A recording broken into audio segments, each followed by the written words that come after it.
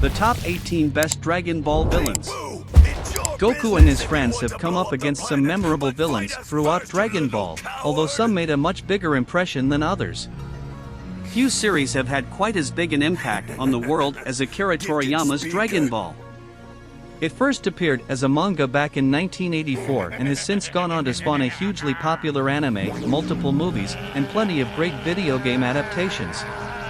Its varied cast of heroes is one of the many things that have contributed towards this prolonged success, although many will argue that the antagonists are every bit as important, if not more so. Some of the villains to have featured throughout the series serve as little more than plot devices with which to push the heroes to new and exciting heights. Others, however, bring a lot more to the table than just brute strength and obnoxious threats. Whether because of their excellent writing or their unique motivations, these antagonists are as memorable as they are deadly and have played a pivotal role in the franchise's continued success over the years.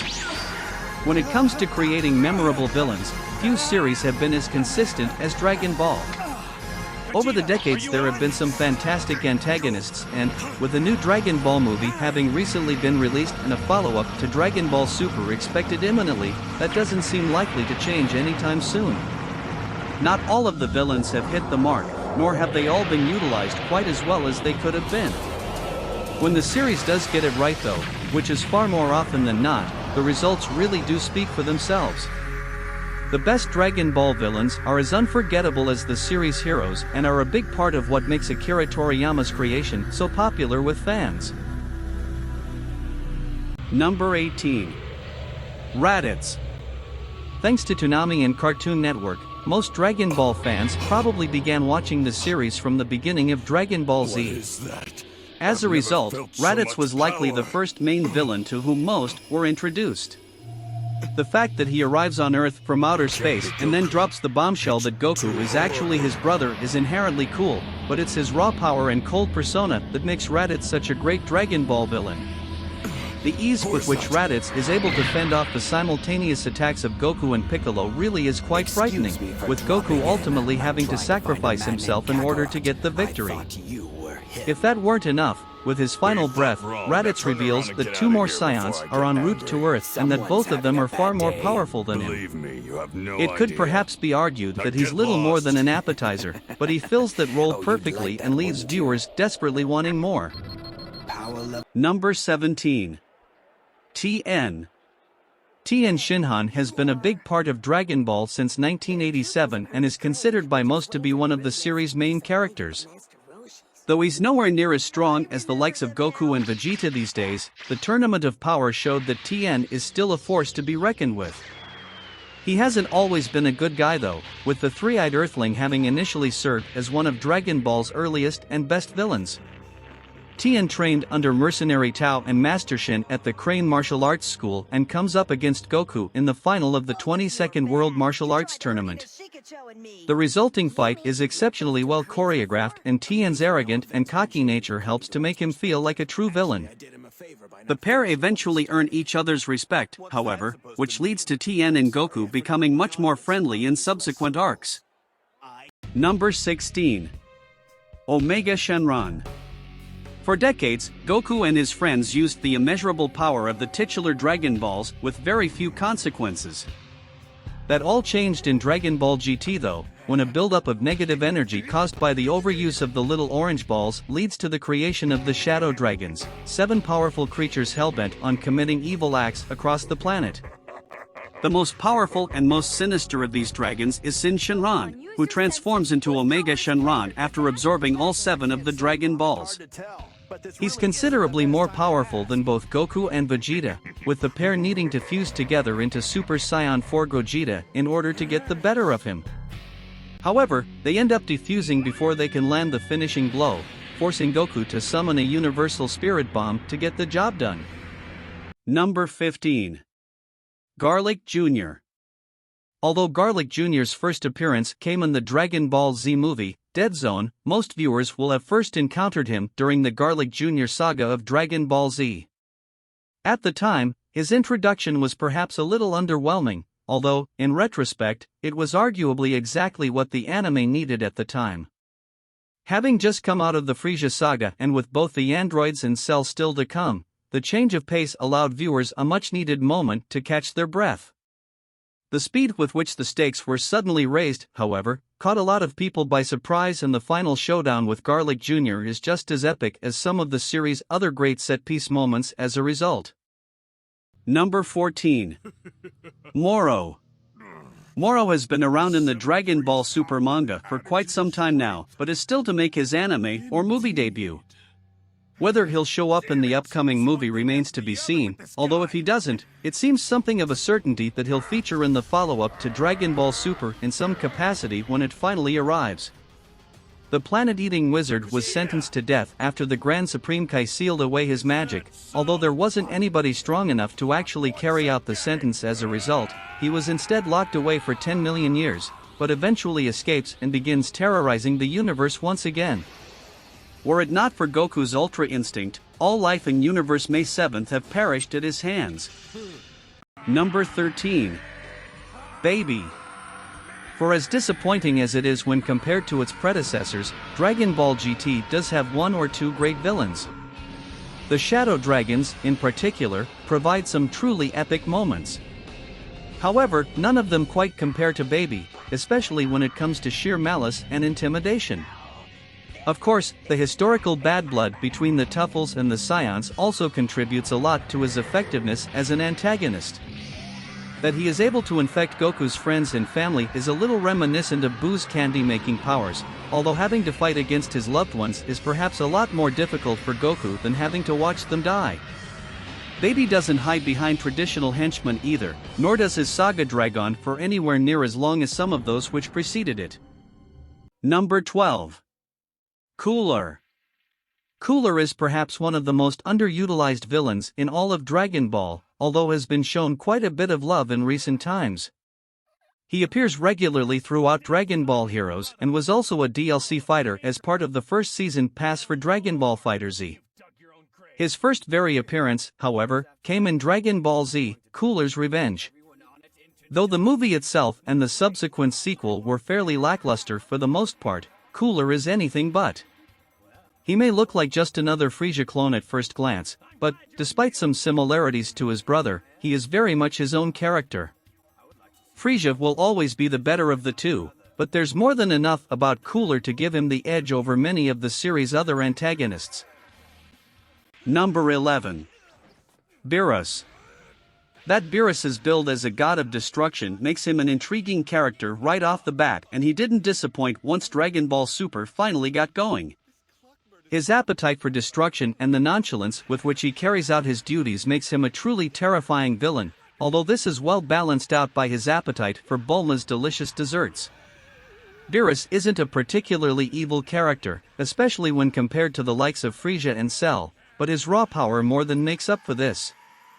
He pushed Goku to discover both the Super Saiyan God and Super Saiyan Blue forms and, in the process, ensured that the Revival series started out with the kind of bang that fans have come to expect from Dragon Ball. Number 10. The Ginyu Force. Just as Zarbon and Dodoria had done before them, the Ginyu Force served as a fantastic appetizer for the final showdown with Frieza. Each one offered something a little different in terms of their abilities and was able to push the heroes to their absolute limits. They could be a little annoying at times, but they more than made up for this in other ways.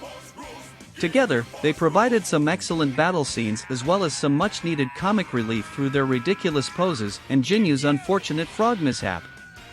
Their presence also forced Vegeta to team up with Earth's protectors, a partnership that would ultimately prove to be invaluable for the planet and lead to some of the show's best moments over the next few years.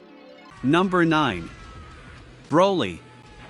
Upon first being introduced to the world of Dragon Ball back in the 90s movie trilogy, Broly was an incredibly one-dimensional character and made for a lackluster villain even at the best of times.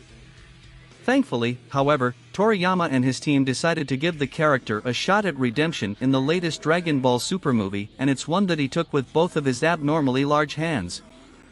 Broly does a fantastic job of fleshing out the character's backstory, which makes him infinitely more compelling as both a character and a villain. No changes were made to his immense strength though, and, as a result, he is able to give both Goku and Vegeta a run for their money.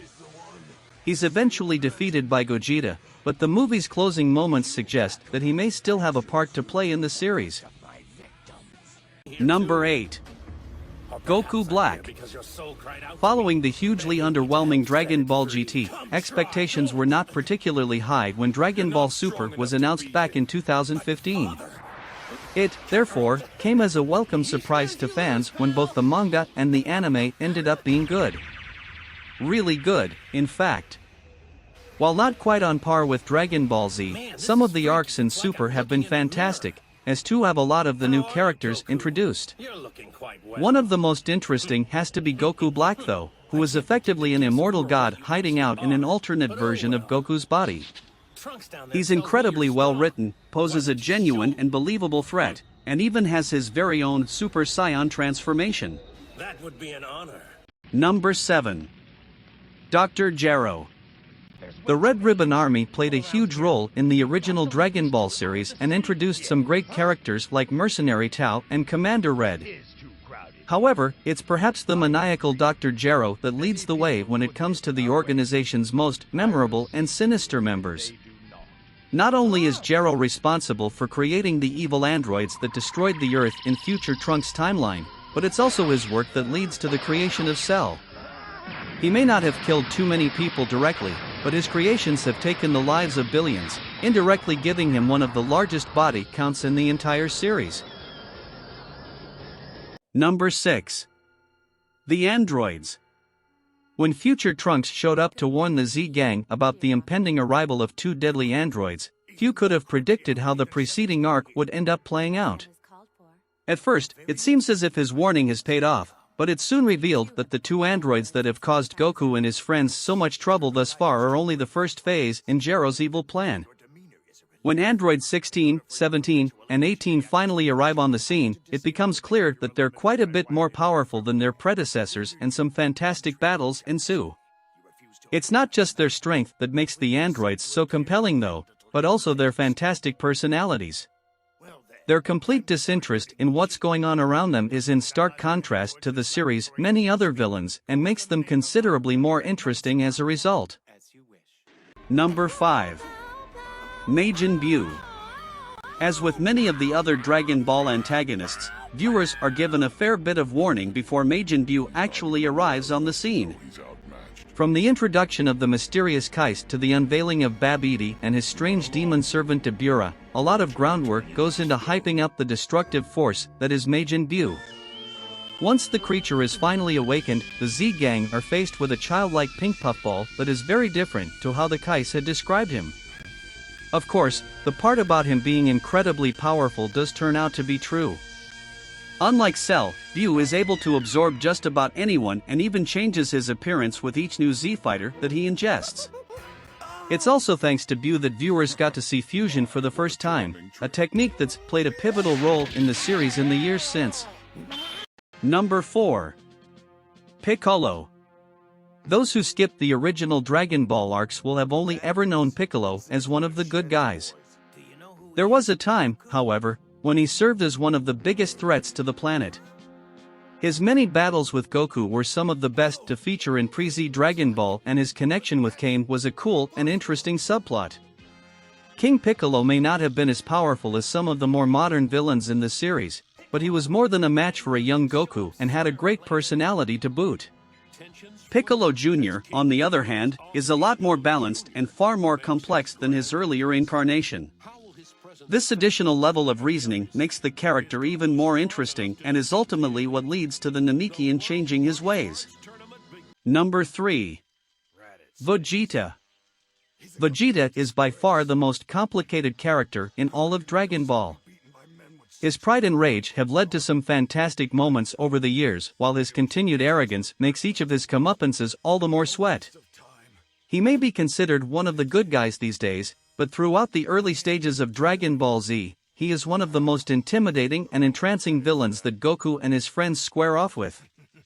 The series has always done a wonderful job of raising the stakes and does so in the Saiyan saga by rapidly introducing bigger and badder threats. With Raditz and Nappa having already contributed to the deaths of Goku and several of the other Z-fighters, knowing that Vegeta is even stronger makes him all the more menacing. What's more, he doesn't disappoint when he eventually enters the fray.